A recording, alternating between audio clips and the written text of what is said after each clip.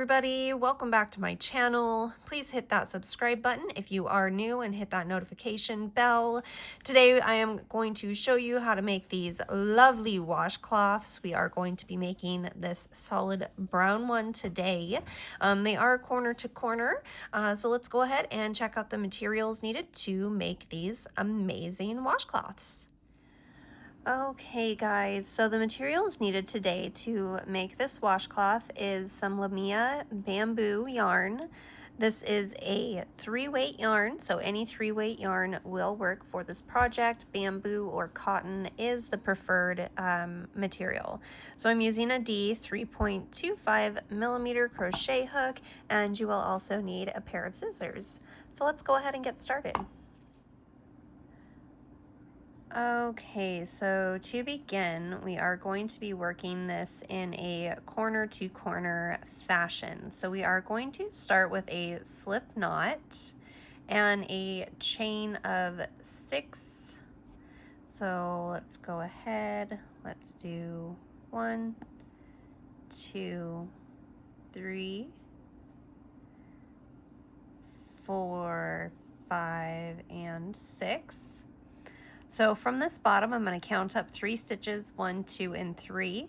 And in that 3rd stitch, we are going to work a double crochet stitch. So just like that.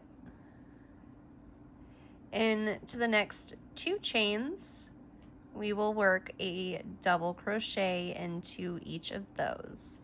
So this is row 1. And so this is going to be worked in the basic corner to corner fashion. So there we go. Now what we have here is our chain of 3 and then our 3 double crochets. So from here we want to build a new block. So at the end of each row, as we're increasing, we are going to chain up 6. So 1, 2, 3, 4, 5, and 6. So we're going to count up from the bottom. We're going to count up 1, 2, 3.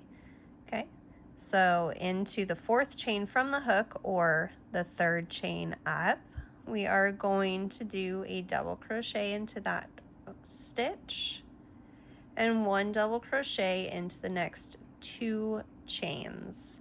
So this begins row 2. If you are familiar with working corner to corner, this should be very basic and easy for you to do.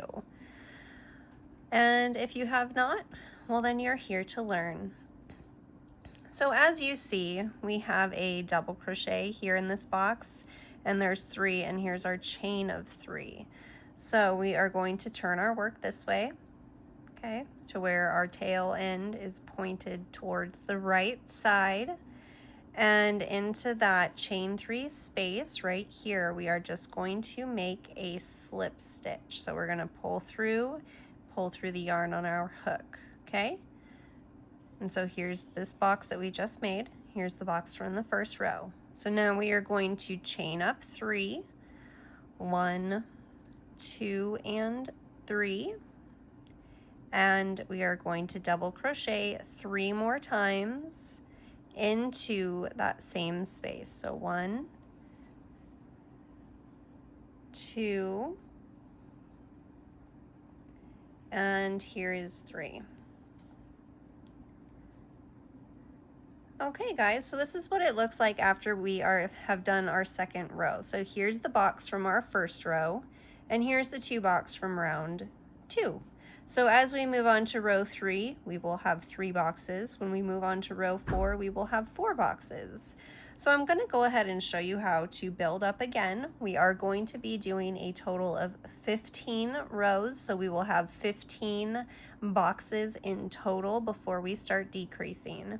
So go ahead and chain up 6. 1, 2, 3, 4, 5, and 6. Okay, count from the bottom. 1, 2, 3. Here's your 3rd stitch. We're going to double crochet into that stitch. Make sure not to split your yarn, just like that. And then we're going to double crochet across each of the next 2 chains. So here's 1 and here is 2. So remember, this box that we just made is the first box of round 3. So you see that we have the tail end kind of pointed towards the left.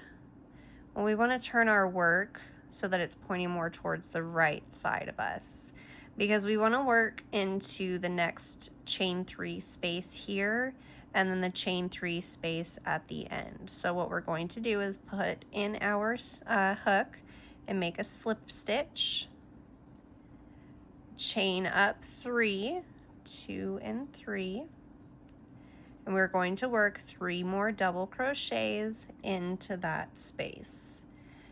2, 3,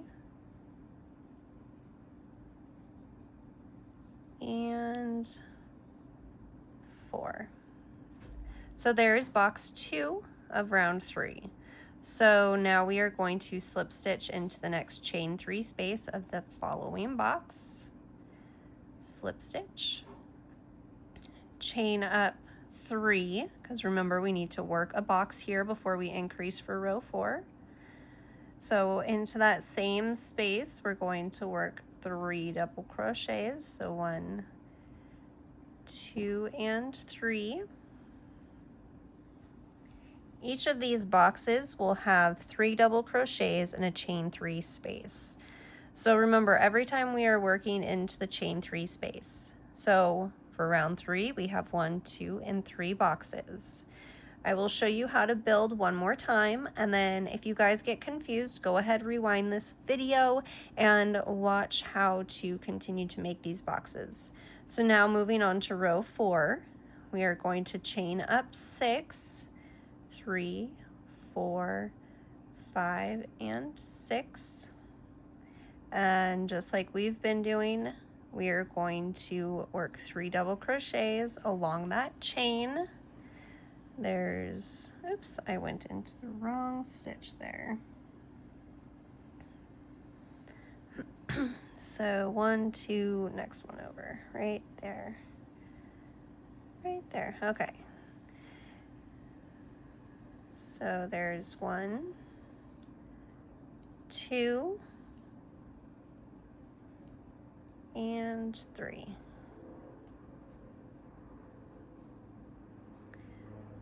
Okay, so remember, we want to be working into the next box, into this chain 3, so we need to turn that work, bringing our tail closer to our right hand. And now into that chain 3 space, we are going to slip stitch, chain up 3 and make a box, and then we will slip stitch, chain up 3 and make a box, slip stitch, chain up 3 and make a box, and then you will chain up 6 and continue to work on. So we're going to do that until we have a total of 15 rows. You can count right here, 1, 2, 3, or you can count how many boxes you are working across. So go ahead and do that until you have 15 rows. I will meet you back here to show you how to decrease and finish this project. Okay, so here I have done my 15 rows. Let's go ahead and count each of the boxes. 1, 2, 3, 4, 5, 6, 7, 8, 9, 10, 11, 12, 13, 14, and 15.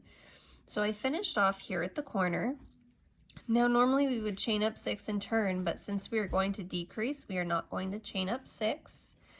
We are simply going to turn our work. And not into this first stitch, but into the next stitch, we are going to slip stitch, and into the following, on top of that, double crochet. We're just slip stitching across, and into the chain 3 space, we will slip stitch, chain up 3, 1, 2, and 3, and now we will work 3 more double crochets into the chain 3 space, just as we have previously been doing. But instead of doing the chain up 6 and turning, we slipped across and started here. We're going to start decreasing our work. So just as before, we are going to slip stitch into the following chain 3 space, chain up 3, and do 3 double crochets back into that same space. So work that all the way back to the other side, and I will show you how we will end row 16. So we are going to decrease a total of 15 rows, or until you get down to your last box if you don't want to count. So go ahead and work your way all the way back, and then we'll meet you back at the end of row 16 to show you how to finish that off and how to turn your work one more time. Okay, so here I am at the last box for row 16. So into that chain 3 space, we are going to slip like normal, but we are not going to chain up 3 and we are not going to work into this space. We are simply going to slip into it, turn our work, just like we did before at the beginning of the row, and we're going to slip stitch our way across the top excuse me, of the previous box all the way back over to this chain 3. And then we are simply going to slip stitch, chain up 3, and then add 3 double crochets into that stitch. 1, 2, and 3. Okay, so then you're going to work your way back down across. When you get to your last box here, you're simply going to slip stitch into this stitch, turn your work, slip back across the boxes, and then start working back. So what this is doing, as you see here, it is working the corner. So here we have 1, 2, 3.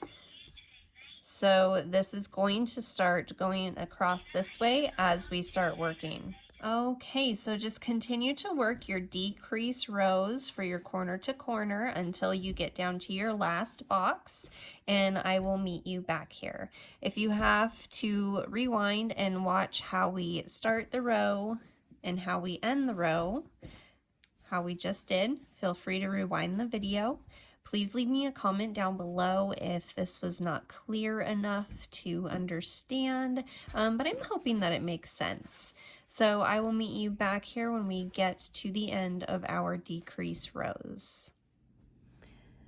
Okay guys, as you see here, I have completed the last of my decrease rounds. I have one more box, and I am going to end by slip stitching into this chain 3.